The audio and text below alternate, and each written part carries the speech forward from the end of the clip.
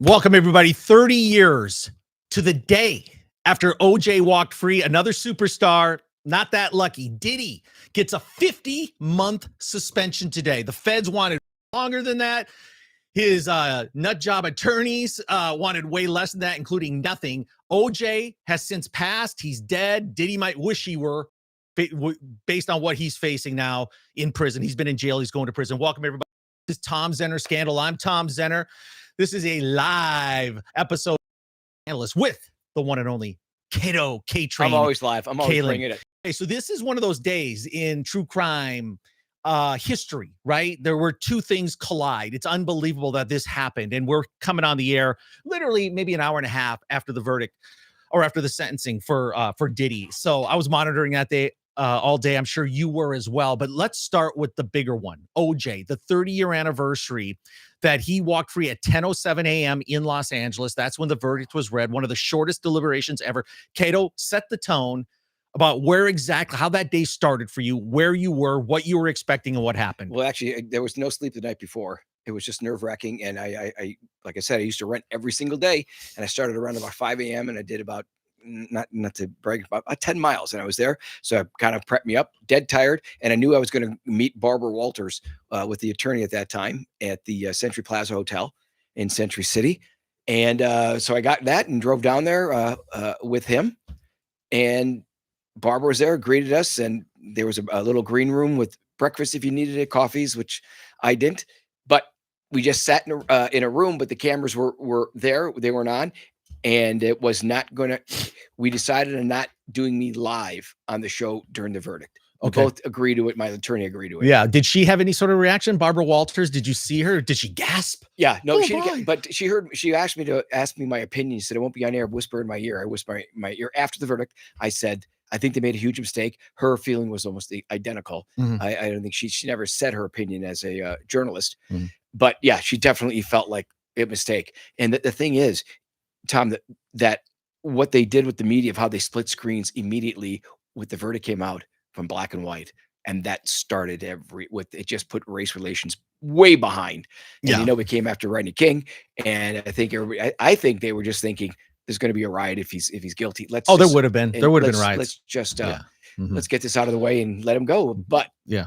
he was never going to churches down in the African American area. He never did that stuff. He did it all after, Yeah. sort of like placating to them. It was just bizarre. Yeah. So we're gonna get into all this. The reaction of Kato to Diddy, my reaction, and then just looking back at so many things we've never talked about regarding the OJ verdict and more from the saga. Fun fact: so you were at the Peninsula Hotel, which is on Lower Century City. Okay, so you were in Century City, which is literally, folks, 2 blocks from the Intercontinental, where Diddy, the video showed where him beating up Cassie. Right. And then he paid people off to hide that video, which really ticked off the judge. The judge didn't buy for 1 second, I think, that Diddy had any remorse or really. I think Diddy had convinced himself that he was going to walk free with time served. I really do. There's word out that he had some speaking engagements next week in Miami already, which made the judge more upset. But he was beside himself all day because I think the reality was creeping in. And he knew from the moment that he walked into that courtroom this morning that the judge was coming down on him. Both sociopaths, OJ and Diddy. Thought identical. Yeah. With that, thinking they can get away with anything. Yeah. And the thing is that Cassie's trying to, she already moved her parents. She's going to move. She's worried about him going after her when he's out. And he may get even reduced with time, spent. And if he has a good behavior, I think he's thinking there's no way I'm serving those 4 years, whatever it is, 4 years. Yeah. And I just think it was another huge mistake. Yeah. So he kind of got off, with the verdict. Right. So he didn't get hit up on that RICO charge, but they did get him for the prostitution and those charges of like pseudo trafficking. And I think he was thinking he took a big sigh of relief that day. Right, on the verdict. And now the reality of this, now he's in that jail in New York City. That's rough, right? That's where Mangioni's, right? That's where Giselle was, or Maxwell was in. Yeah. Right. But he's going to have to, this was a federal trial. So he's going to a federal prison now. We don't know exactly where, but that could actually be worse than where he was in that jail. Right. I mean, if he's doing hard time in a real Fed penitentiary, that's hardcore. And no favors either. They don't care. Yeah. You're not Diddy there. I think maybe some prisoners that might be Diddy. But let me ask you, what do you think will happen? He had that Ciroc, wasn't it his vodka? Yeah. He had all those things. Was that an immediate drop? Was he the was it? I wonder what the Yeah. stats are on the finances Sure. of that, if you know. I know a little bit about it. Diageo is the big alcohol company that owned Ciroc. It was a brand under their label, just like Right. Casamigos and some of those, right? There's tons of them. Like most brands of alcohol liquor that you drink is under Diageo. And I think he was worth 800 million from that deal. But then when sales slumped because of all what he was doing, sales tanked, and then he tried to sue Tanked when when some of this started coming out. So Okay. then what he tried to do was sue Diageo for racial discrimination. Okay, so it was all crumbling for Diddy at that point. I have no sympathy for him. He tried to make himself out as such the victim today. It was appalling. OJ killed 2 people, murdered 2 people viciously, obviously ruined the Goldman's lives. The Brown families had to deal with this for years, but Diddy's destroyed a lot of lives too. Yeah. We're talking 3 decades of ruthlessness by Diddy in one. And listen, I know a lot of stuff about this. I know drivers personally that took people to freak out parties here in LA. And if you think about it, some of the biggest stuff that Diddy did was right here. It was beating up Cassie in the Intercontinental. And when they raided his home and found out that baby oil and everything, a lot of it was right here. But our local authorities here can't charge anybody and are so soft on crime that the feds had to come in here and turn this into a federal case. That's why he was tried in New York. Completely. Now, with the OJ thing, the jury saw it the other way. You said that OJ's was guilty. You're saying it for a fact. Well, wait, time out. You're saying, do I think OJ was guilty? No, I'm just saying what we're saying for the show. You say the jury didn't think he was guilty, though. OJ. Yes. Well, I mean, we've talked about this a lot of times. I I think in the back of their mind, they probably did. But when you get the marching orders from the judge beyond reasonable doubt, and then you're looking at that Furman testimony, right? And could something have happened? And was there reasonable doubt? Yeah. Okay. Yeah. I'm just saying it for the show that we don't, any lawyer comes after us on the show. There's no lawyers. We can have an opinion. Okay. Yeah. We can have an opinion. Okay, so where did you go after you left the hotel? Did Barbara say, "Hey, stay in the suite. We want to do an interview," or where did you go next? No, I actually, my lawyer and I drove separate, but Barbara and I was there for definitely another hour or 2 with the ABC crew and hung out with her. But the thing is, I know when I drove, I didn't have a convertible in my car. I had to go through Sunset Boulevard and people were just looking and I got loving looks and mean looks. I'll never forget that drive back home because it was plastered on the screen. So everybody knew I couldn't hide my face. Okay, let me ask you. I didn't have tinted windows. Let me ask you a weird question. Do you think, like at that point, I'm sure you had formed an opinion whether OJ did or not, and then he's free. Did you fear anything because your testimony may have pissed him off or something? I kept saying I'm going to definitely somehow bump into this guy. I always thought, what would you do if you bumped into him? And I'm just hoping if I was around people at the time, it was just him and me. But that thought always came through my mind, but I never. It never happened. Yeah. It only happened at the deposition. Right, in the bathroom, in the deposition. Yeah. So, I wonder what it would have been like if he ever actually would have bumped into when Kim Goldman was here, if she thought that she would bump into him or Fred Goldman at the time being. I wonder what that would have happened if there would have been fight or just a verbal altercation. Words would have been exchanged. There would have had to be. I mean, as hurt and devastated as Fred was, he would have let it know. So real quick, while we're talking on the OJ stuff, I did a show yesterday with Frank Motok. He's on KABC, and it was just we're doing the 30-year the verdict anniversary of that. So he told me he knew for fact that whole dinner was supposed to take Toscana. Which dinner? The Mezzaluna, where Ron Goldman was the waiter. Really? So after the recital, they were supposed to go to Toscana instead? They couldn't handle that many people, and they called it Mezzaluna, and there was a switch on that. And I said to Frank Motek, I said, I've never heard that story. That is, and I told Greta Van Susteren today, I said, the same story. I said, you've got to believe in someone's life. The blueprint is from above because they couldn't handle, according to what he told me. Wow. And it ended up having the dinner. That's unbelievable. Sliding doors in life, right? Exactly. I mean, holy crap. They couldn't accommodate. And you'd think if Nicole called, they could find a table for her. I mean, that's a busy restaurant on a Sunday night too. And I'm wondering if one of our guests, Keith Zumowicz, he was there at the time or not. And if the call was, if they could accommodate people. I mean, I don't know. Well, I mean, come on. Brentwood isn't known for its dining, right? So there's not that many restaurants. People go to Beverly Hills. They go to West Hollywood or something. call to him just to say, hey, can you get us in? Oh, maybe. I mean, As who knows? as We don't as a know. second option? Yeah, Yeah, like, maybe. Or maybe they were just able to get in on a Sunday night there, yeah. right? Because, I've been to Brentwood for dinner. There's not that many restaurants there, number one. And, at whatever time that was, maybe they could accommodate them. All right. So if we go back in time to 1995, the day of the verdict, 95 to 100 million people were watching that verdict. Incredible. They split the screen, like Kato said. You got both reactions, black, white, the whole thing. Yeah, so 100, that's Super Bowl numbers, right? Oh, It's yeah. Super Bowl, the Bronco chase, and the verdict. Well, today and on the show- Cato's testimony. Well, Greta Van Susteren told me today it was 140 million on the verdict day. Okay, 140 million worldwide. That could So be. it was like you said, it was Tom, it really is. When they say trial of the century, it really is, because that is what they look at as the template for every trial, Mhm. with cameras in the courtroom, Mhm. with a celebrity, with black and white, and it had everything, with race relations, it had everything. Yeah. And it is a template. If you're going to look at a trial, you think the OJ trial, Yeah. and then you go into Diddy, Depp, Mhm. And whatever else with Kohlberg or anything, but it's always going to be related to the OJ case. Yeah, so this is 16 months after the murders, right? When the verdict was in October of 1995. What was your life like then? Had you adjusted into something completely new? Because I knew you had the casting business. Yeah. You were acting, but had you now morphed into Kato Kaelin, worldwide known character? As a character, and I actually hated it, because I was Kato. I was pretty much just the a caricature, and everybody, just those that wanted to meet, was just out of curiosity. So it wasn't about me getting jobs at all. The good thing was I got a radio show which I loved, and it was back in the day, KLSX, with Howard Stern in the morning and me. That was great, but no, it didn't really. The doors that opened were radio, but Yeah. it was really a caricature.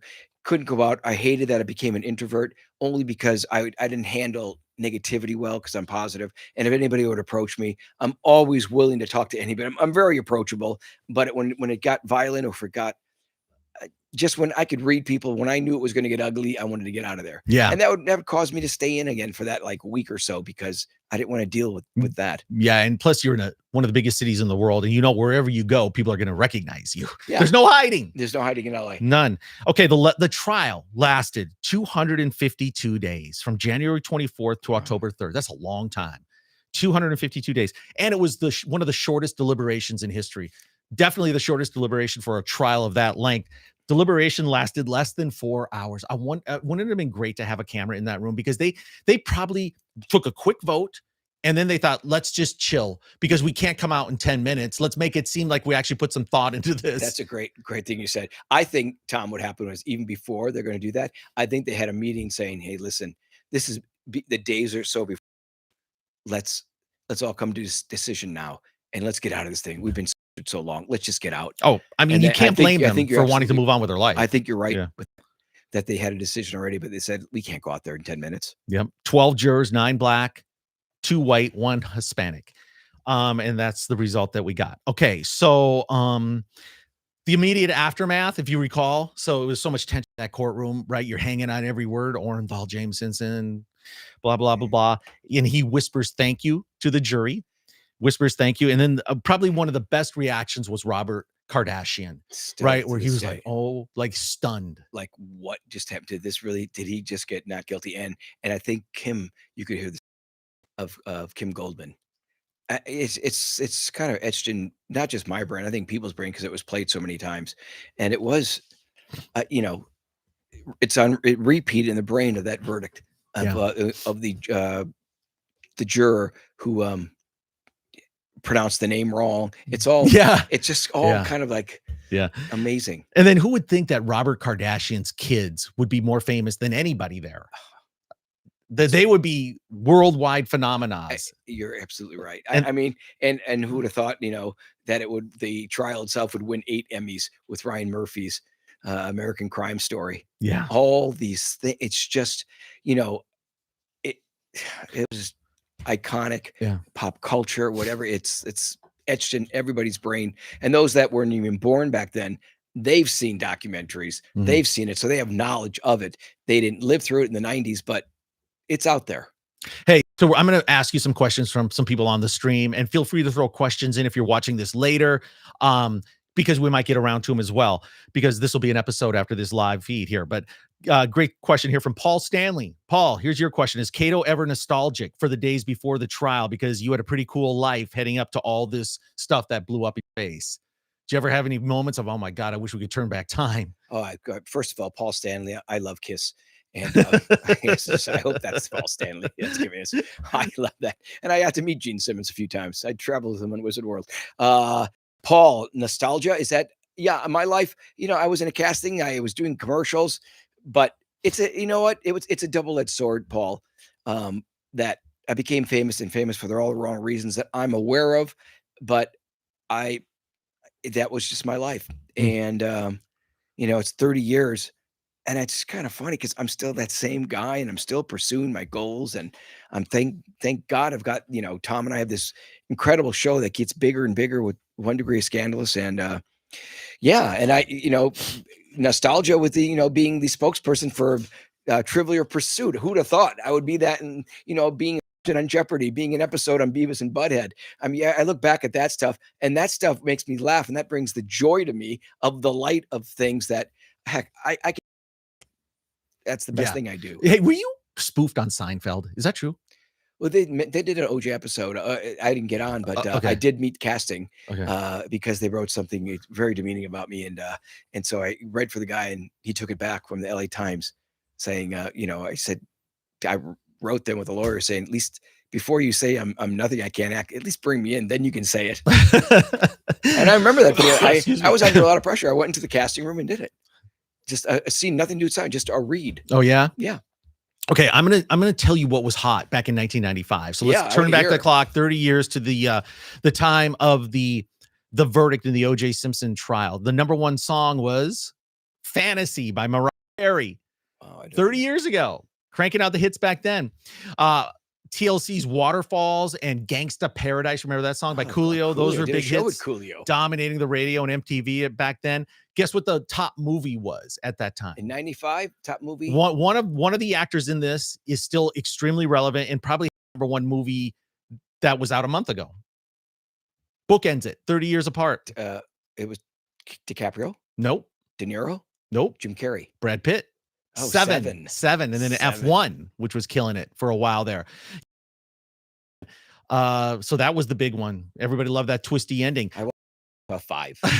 Hey, the top TV show was Friends back then. Friends Mania was in its second season, just blowing up. Yep. And then you had Must See TV on Thursday night on NBC. Remember that? Real sitcoms that people would go home and watch. Right.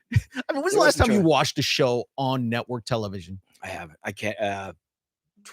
There's no show. I have sports and kind of it. I watched the streaming services. Yeah, and on YouTube. And for me, news was my life for 15 years. I was an anchor on the news. I thought it was the most important thing in the world. The news, had to have it on. I was up, thousands of hours on the air broadcasting news. Now, the only time I ever turn on local news is when there's a disaster, right? Locally. The fires in LA. And then last night, the night before we were taping this, is this huge fire at this Chevron processing plant, like a mile and a half from our house. And like we had the doors, like the big doors open, and it felt like an earthquake and a bomb explosion. Like the whole house shook. God, you heard the actual explosion. Oh yeah. And then you go outside, you could see the flames from our neighborhood. I'll put some stuff in the community post, but that was just great. So then I turned on the news. I said, okay, what's the story here? It had to be an explosion. It was a big ball of fire there. It was. Go look it up online. It was massive. And then you could, like, 5 minutes later, you start hearing all the trucks going. It's a terrorist? No. It was just just naturally. I mean, come on, you got a lot of natural gas and oil flipping around there. One little spark triggers that. That, by the way, that handles 10% of the jet fuel in all of America. So it's a pretty important plant. And then all the helicopters just hovering above, because we were literally right there. But I knew it wasn't going to spread. It wasn't like the wildfires where there's brush and everything. Well, did they have water to put it out? They didn't have They have their own fire department at that Chevron plant. Believe me, they're ready to handle something like this. This is funny, Kato. Back in 1995, during the verdict, only about 14% of U.S. households had what? Cell phone? Access to the internet. Can you believe this? And today we're following the Diddy trial constantly. Right? Just, hey, has it happened yet? Has it happened yet? I kept doing it all day. 14%. Remember, you had to plug the modem in and get it going on AOL. Yeah. It was just a process. Brutal. And so what was cell phone? What is that good? One of the questions? Well, yeah, they were like the big brick phones back then. Remember 95. yeah. Yeah. Okay. And then the when you start being able to text, that had to be in year like 2000. I'm not sure. Yeah. I'm not sure when texting actually started. A little later than that. Portable CD players were everywhere with cassettes still hanging on. The average cost of gas was $1.15 per gallon. Average new home cost $113,000. Minimum wage was $4.25. And the big toy craze back then was Beanie Babies. Remember those? Yeah. Yeah. So anyway, so yeah, that thing, the OJ verdict, and I think a lot of people, and I'd be interested in people's opinion. You can throw it in the chat. Were relieved it was finally over, right? Yeah, I mean, it was just, okay, enough. I mean, now everybody or a lot of people thought he was going to be convicted and pay for these brutal crimes, but we're kind of out, OJ'd out at that Oh, point. completely. But just think about this, that like the detectives that are testifying and all that, they're still going to work testifying. Then they're also going covering other murders that are happening. There's still murder going on. There's still huge crime going on during the trial. Mhm. And you have these, they go into work and they report Tom Lang. He's doing, oh, I've testified today. So Right. someone else check up on that crime. So it really affects the life of it. It was, they had to do their job, their civic duty. And then they were famous too. yeah. I mean, if you testify in that trial, you're a famous person because the whole world was watching. So imagine trying to do your job and everybody knows who you are. Yeah. And they're really checking up on you and watching you. And well, it's so funny. We had Charles Feldman in one of our shows. He was, he covered the OJ case. And today when I did the Newsmax with Greta Van Susteren, she talked about people that are gone. And it's F. Lee Bailey, it's OJ, it's Johnny Cochran, it's Robert Kardashian, Judy Deutsch, who AP that Charles mentioned. Barbara Walters, Larry King, who became my dear friends. Mhm. It's amazing that facts and these people are all gone. Yeah. It is amazing. Yeah. And the whole thing just made stars out of so many people. You became world famous. And even Greta Van Susteren, right? When she was working wherever she was back then. And then she had a big show on CNN for years. Bird of Proof. It did 7 years. Yeah. With Roger Cossack, who she played the defense and he played the prosecution. Okay. So you interviewed with her today. She interviewed you. Yeah, I did interview today in Newsmax and it was incredible. And the thing is, I'm from Wisconsin. She's from Appleton, Wisconsin. And Greta is a stockholder in the Green Bay Packers. So, my connection to the Packers and the love affair I have. And I love connecting on that side of it, of talking to someone who is so respected. She, on the record with Greta, she was on CNN, MSNBC. She was on Fox. Now she's running it on Newsmax. Incredible that I still have these friendships and connections I met. And I think that's, kind of unique that I kept these friendships going throughout these 30 years. Yeah. And I know they'll last. Right. What did she ask you today? Well, she did the same. She couldn't believe that it's been 30 years, how fast it went by. And of course I agreed. And she had questions about why part of it I mentioned about Tom Lang going, the evidence dismissed. And she said that someone she knew was one of the detectives that went in working with Furman, went into the house and there was all the dark clothes in the wash machine. And she said that there had to be so much blood everywhere. Whatever happened with that? And I said, I don't know, but I wonder if he wore some sort of, like I said, he did that Navy SEAL show. Did he have a skin tight Navy suit? Did he have one of those suits that you could take off and on like the Mark Wahlberg did in The Departed? So there's no blood. You don't know because that's easy to dispose, but it all related to that duffel bag that I never picked up because he wouldn't want me. If that was a lot of the evidence in there. And then she talked about Skip Junis. She said she loved our show. She said that was the most interesting thing, that he was never called in.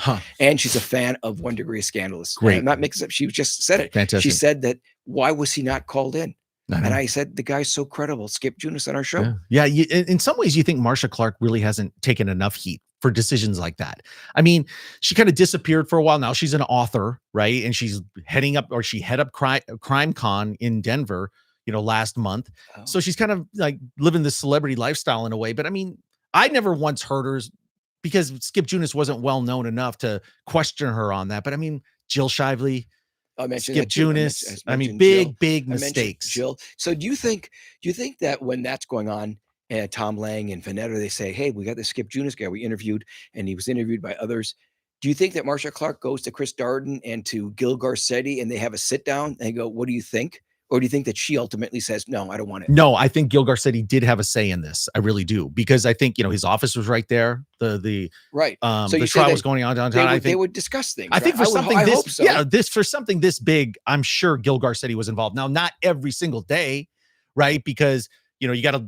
It's almost like offensive linemen and defensive linemen. They got to get in the trenches and do the dirty work. But he's the coordinator, maybe the offensive coordinator, because this has a big, big bearing on his ability to get reelected and things like that. So he's a politician. Yeah, it's fascinating, the behind the scenes now that's 30 years ago. What was the behind the scenes? Yeah. What was the behind the scenes of Darden and Clark? What was there something going? I mean, it's really incredible. Well, I told you for $100,000 I can find out, because I've been trying to get Chris Darden on the show. Yeah, it's not worth. It's just no, and I finally, hey, Chris, what's it going to take? He said $100,000. You know, I played basketball against Chris Darden. Did you? At Geraldo Rivera's house. Okay. And I did the basketball, and we quit together. And I have a 3-pointer. My friend Tom. I'm not bad. That's interesting. I mean, that's pretty bizarre. Chris Darden and you playing basketball together. We were invited to that back to the trial. Of course, I was became friends with Geraldo too. Went on his yacht and went to his home in New Jersey. Yeah, and I forget which wife he was on, but he had a wife, and I became friends with the entire family and slept over there. Okay, so Tom Lang did that TV show, Evidence. What was it? It had something to do with the evidence that was never used. Right. On the Reels Network. Yeah, on the Reels Network. So they have warehouses of this evidence that's stored somewhere. You were part of that, weren't you? Yeah, I was part of that. Did you see any of this? I saw pretty much everything. What was there? What wasn't used that you saw? Bronco there. They had the Bronco. They had they played OJ's interrogation tape. Had all that. He had a lot of whiteboard where you put notes up, and it was just all huge whiteboards of all the notes of everybody, of interviews they're going to do. I don't remember if they had. Did they have like anything in bags and stuff? Like, yeah, he had evidence there. And yeah, he took me on a tour of it all. So it's pretty incredible. I mean, and by the way, one of our guests was Michael Connolly. I am spinning the TV the other day. Did you know that he did a show with Tom Lang, and they did the Wonderland? I won't get into the Wonderland, but I just wanted you to know that he did the a round table. Really? Yes. What was it? Was it on just a bunch of crimes, or was it on one specific? Was it OJ? It was that. No, it was they might have talked that. I saw the parts of Wonderland though, and it was Michael Connolly and I think Frank Slim. I didn't get. No, I watched that. No, I watched it. It's at a table like this. It's great. Right? Yeah, no, it's the one. It was on Amazon. It's great. Michael Connolly was a 3 or 4 part, and Tom was in it. It was so good. Was it Frank Salerno then, or the other? There was another person in it. It was Bob, his partner, who we're gonna get on the show, who wrote the books with him. They co-authored those books, so we'll get him on. Get up only because we're talking about Jay, and it was like it was fascinating. Go. Yeah. Hey, everybody on the chat right now, sure appreciate it. Throw some questions in here. Would love to get to. We're going to talk about Diddy in just a second. If you're watching this later, load us up with comments, because we're going to hit a little bit more OJ content here in the fall on this 30-year anniversary of the verdict. But hey, let's we're trying to set some goals here to get these numbers really, really pumped up. Okay, we're going to hit 100,000 subscribers by the end of the year, and a lot of big things. So thanks for joining us here. I'm monitoring it. I'm going to be watching what you guys are asking, and I'll throw some questions out here. You ready to talk a little more Diddy? Yeah. How much did you follow it today? Because like we mentioned at the top of the show, reality, when you're walking into that courtroom and, it's Judgment Day, and literally that's the epitome of what Judgment Day is. The judge who has so much power, you are at the mercy of whatever he tells you. Now, he brings his whole family in there, and they all, testify, beg and plead, cry, saying what a great man he is. His lawyer actually tried to use the fact that he was the designer of the year for men's clothing in 2004 of a reason why he should get off easy. It's horrible. I mean, that would make me as a judge not like him more. That they have to bring up a reason that has nothing to do with anything. Yeah. And, and I saw they played the tape of the beating with the Cassie a few times. I saw that. And then they had the talking heads, of course, the lawyers and all that, making their opinion. And I would say the opinions are that he got the biggest break ever. That that's all he got. He said he's lucky. He's extreme. I think he's extremely lucky, because I thought it was going to go the other way. Yeah. I thought the very, very least, I thought 10 years. I mean, OJ got 9 years for the stealing his memorabilia back. Am I right? Yeah. And it's sort of like Diddy did. I think this more and more stuff will actually come out with Diddy or whatever is thrown out.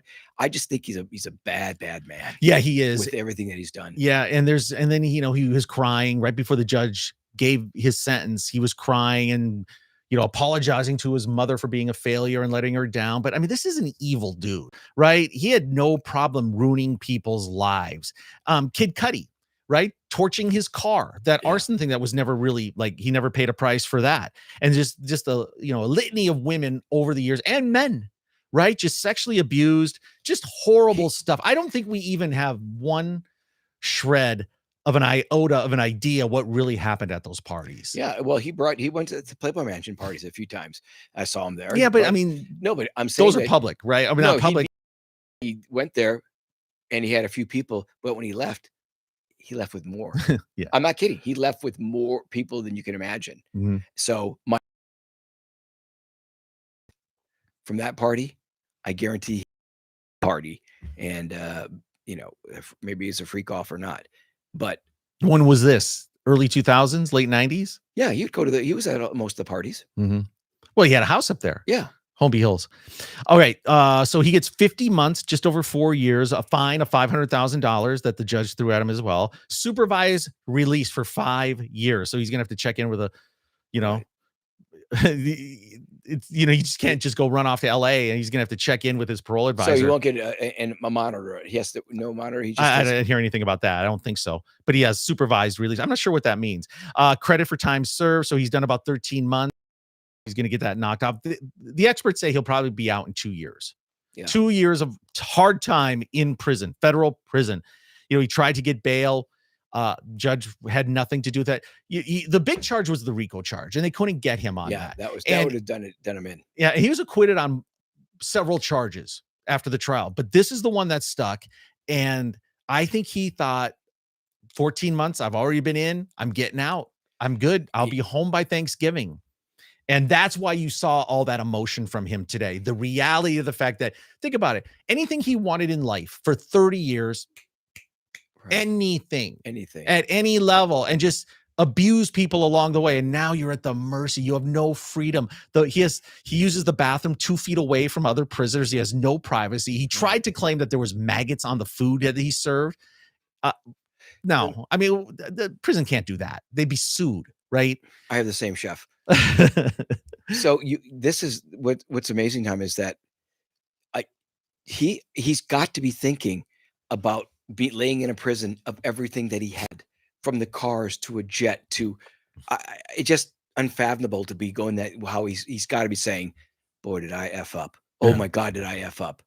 But I think money made him think he was invincible. Well, he also said that it was drugs, that he was high basically for over 20 years.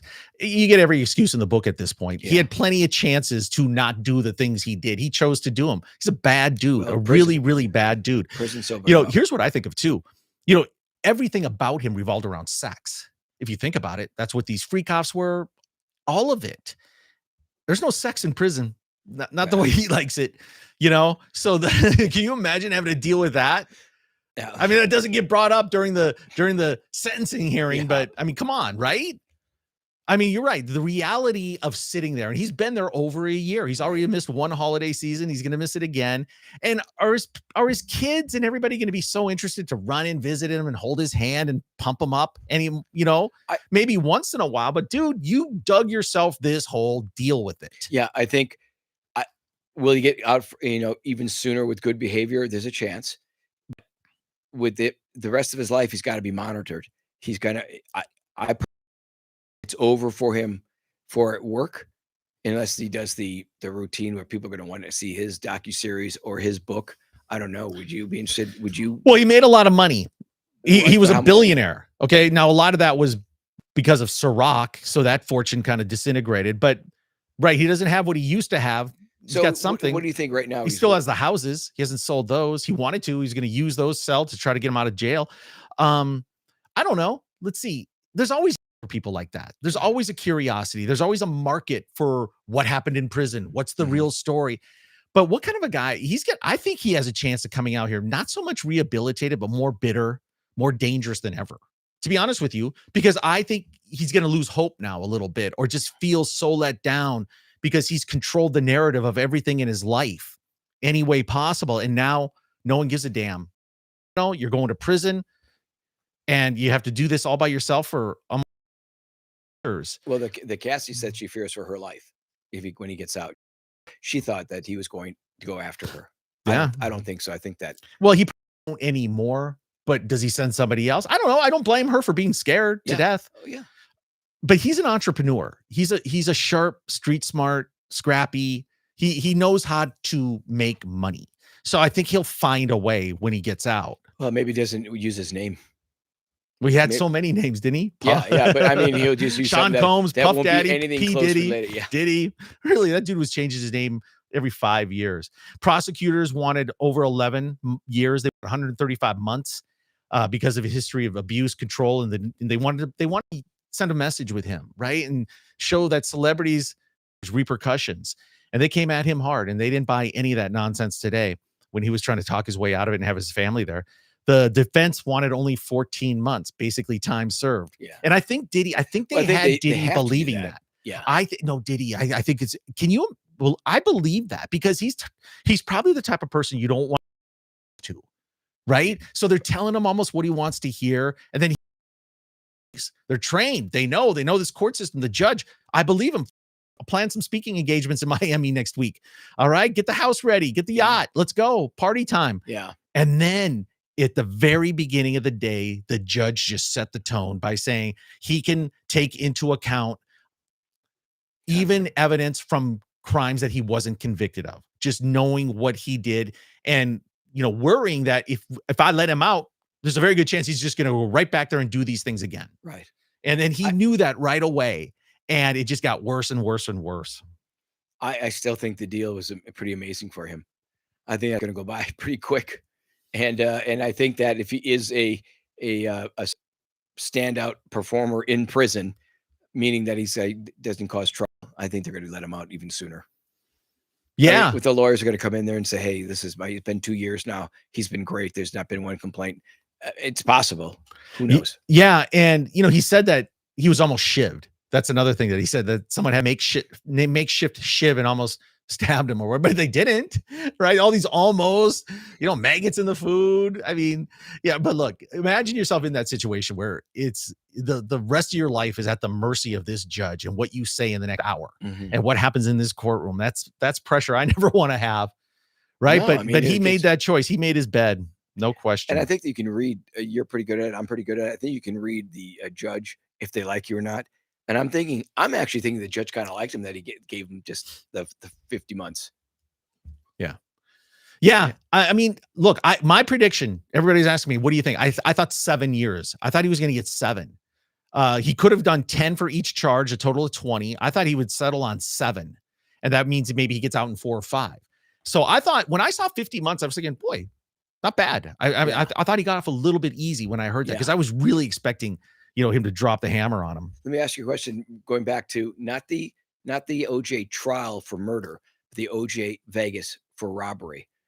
Do you think that Diddy got it so much easier than OJ for the 9 years that he served, which was supposed to be, I think he got even more than that, but he served 9 years and got out. Don't you think for that crime that Vegas, Nevada just said, no, this is how you do a case. You're going to be locked up. 100%. 100% she did that. Diddy got off. Yeah, he did. Because compared to robbery, if it's not OJ, robbery compared to what Diddy did, he's just by far a lot worse. It was Nancy Glass. I think that was the name of the judge in Vegas. Okay, so there's no question about it, but that's why they give judges sentencing guidelines, right? A low end. And it's up to them. They have some discrepancy. And in different states, it works different ways, but went all the way. She went all in. I mean, she did that. She did that as payback for LA. There's no question. 9 years for that? Yeah. No one was even hurt. Yeah. Yeah, 9 years. And boy, that had to he must have been stewing in prison nonstop. Hey, what would it take for the OJ saga story to not be interesting anymore? Now we're at 30 years. Well, that's 3 decades, Kato. It's almost a third of a century. Yeah, I think it's kind of, there's not much more can be done. I think it's going to be just the lives of people that were involved with it. I think they're going to find out what's going on with Sydney and Justin, maybe where are they now type stories. But the OJ stuff, unless someone comes out and says, we found something, or we found a letter from OJ, we found something, complete guilt, then it would be back in the news. Or AC Collins talks and yeah, ties up some loose ends. My opinion is, because the characters and the personalities were so big, and it reminds people of a different time, a more simple time in the 90s, where we watched mainstream media and it affected our lives. And this had the collision of everything that people were interested: celebrity, Hollywood, money, fame, scandal, all of it. Yeah. I don't think it'll ever go away, because we've invested so much. Everybody thinks they kind of know the characters. Yeah. Right. And it's just going to be the next anniversary, and we talk about it all over again. Yeah, I think it has to be. I think also, like, let's think about Tarantino doing this, Charles Manson, Sharon Tate. He waited so many years for Once Upon a Time in Hollywood. I think someone goes back, does something maybe in 10 years and brings it all back on this story again. I like that idea. With a person like a Tarantino or whoever is the hot director at the time. And it's, it's that same Once Upon a Time in Hollywood kind of theme to it. You mean maybe where they take some liberties with reality and the facts and turn it into something? Yeah. But the thing that was so great about Once Upon a Time in Hollywood was how realistic it was. Yeah. I mean, now he was able to twist the ending, which was great, but they literally turned the streets into exactly how they looked back in 1969. That was the beauty of that. Let me see if we have some other questions here. Yeah, but I think that can be done though with the 90s. I'm talking down the road now. I mean, the Sharon Tate thing was how many years ago? 50 years. So the OJ thing, if someone does something, and I think they're going to wait at least 10 years. Here's a great comment when we were talking about what it would take Chris Darden to come on our show. And he told me $100,000. And I thought, come on, Chris, how about a car? How about I lease you a car or do it in paint? He laughed me off. But here, Rodney Stuart, $100,000. I want to give him anything close to that. He's a sore loser and has nothing relevant to add to the conversation. I actually think that you get him in here, boy, we could really get some stuff out of him. Yeah, I really do. We have Zeus lock the door, and we just I get him into the cups. If he's up at North Cal, right? He's up in Northern California. I can't remember. I mean, I'm sure our paths will cross somewhere. Yeah. I wonder if he was at CrimeCon. No, he definitely wasn't. No, he's not going anywhere unless they pay him. And they paid Marsha. She was, he doesn't want to relive this anymore. That's so interesting about you said Marsha Clark, because I wonder if she was a keynote speaker. Yeah, she was. No, she was the main speaker at CrimeCon this year. Yeah. Wow. We should have just shown up. Their green room. Marsha, we want to talk. Who do you keep in touch with from the saga? Because a lot of people look at you guys as a family, even though you're not. But you're all linked because of this thing. Is there anybody that you stay in touch with? Now, Tom Lang's on our show regularly, so there's one guy, but anybody else? I could say that Tom Lang, right? I would say as far as other people know, because it wasn't the crowd that I never really hung out. I was at the house, but I didn't really hang out with Nicole and her sisters. I didn't know Rick Goldman. I know he's from Kim and Fred. He's a fantastic person. But no, there's nobody. I kind of decided after that verdict, I said, that's my past. My whole new life is reborn here. I'll have those memories and those thoughts of people, but no, it was time to move forward. So nobody, and that doesn't mean I don't like anybody. It's just, no, I didn't have any relationships with anybody. Yeah. It's not like you guys are having a reunion and getting together for cocktails. How about Paula Barbieri? Did you ever see her other than maybe going in and out of the trial or anything? I talked to Paula a few times when OJ had her over. Super nice to me. Yeah, that was it. It was just kind of like nice. I didn't hang out. It was more like, hey, Kato's Paula. So I never really went into his main house unless I'm invited. Yeah. So it was just this being, I don't ever step my boundaries with OJ. This is all pre-murder of thinking this guy is, a good guy, cool. I love sports, football. Larger than life. Exactly.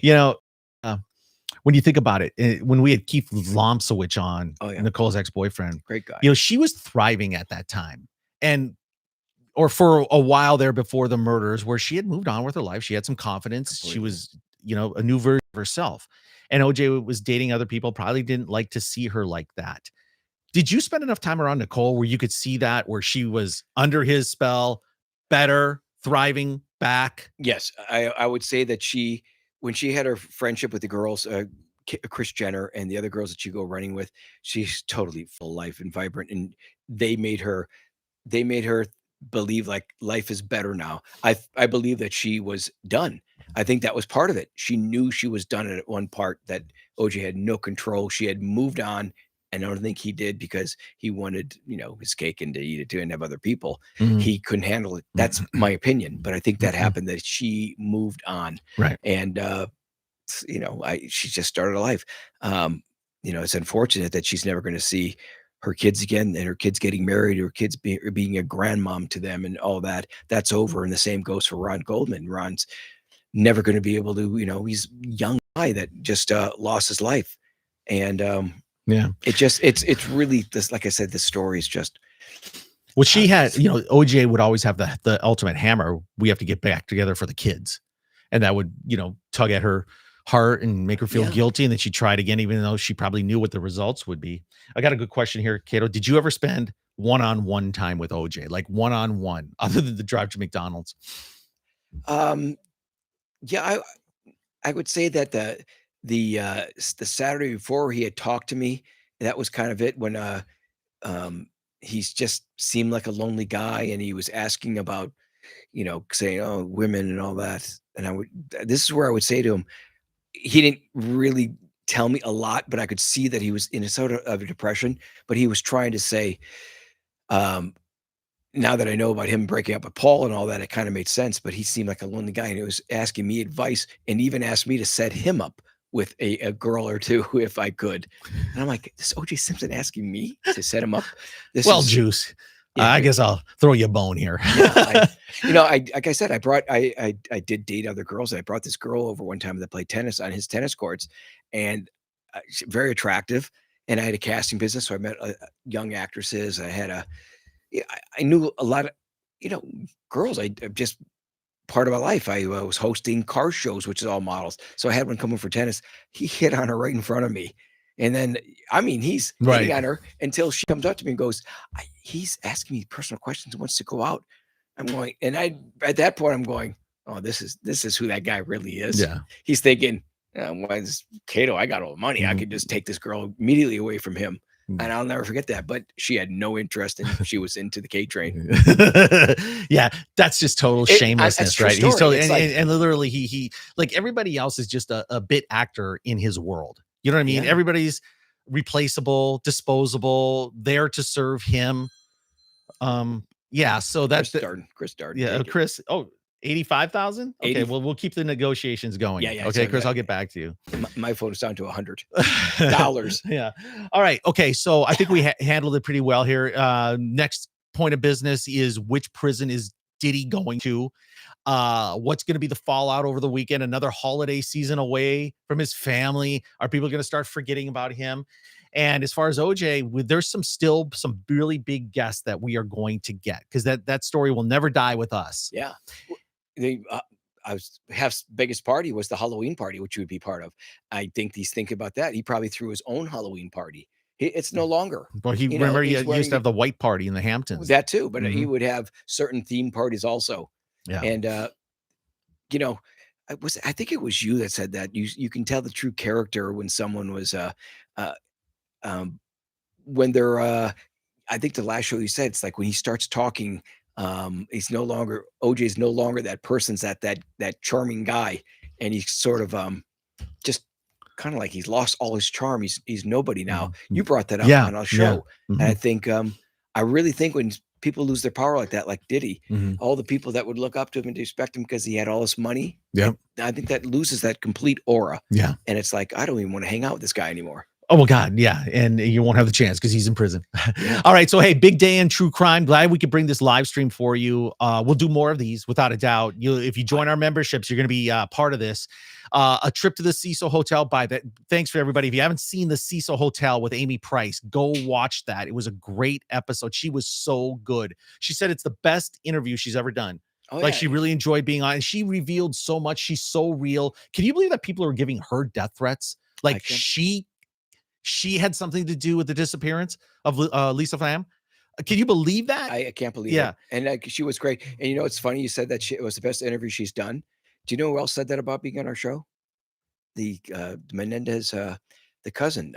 Yes. The name escaped. Yeah, me. and hopefully you get Greta on this show. She'll say the same thing too. Oh yeah. Okay. We're gonna get that. So we'll get Greta on here in October. We got a big coming up next week. We're gonna do an episode with one of the most powerful FBI agents, and not because he was in Washington D.C. with a corporate job, because he brought in more of the FBI most wanted than any other FBI agent ever. Like the most famous, biggest criminals, he's the guy that brought them in. He was in the LA office. Wow. And he's coming in studio, and we're gonna have a lot of fun hearing also, about those stories. I also think we should get a live stream, like some detectives that we know. Yeah. And I just think that's gonna be really interesting. All right, so check out the memberships. Join one of them. We're heading into October now. Great times, fall, sports, leaves changing. True crime never takes a break. All right, we'll bring the good stories. K-Train, thanks for coming in. Quick, Zeus, thanks for putting it all together. Rock and roll. Appreciate it. Make sure you follow us on social media. We'll have 2 episodes coming up next week. All right, for the one and only K-Train, Kato Kaelin, on the 30-year anniversary today of O.J. Simpson's verdict and Diddy having a really bad day in New York City. I'm Tom Zenner, Tom Zenner Scandal. Thanks for watching, everybody, and we will see you very, very soon.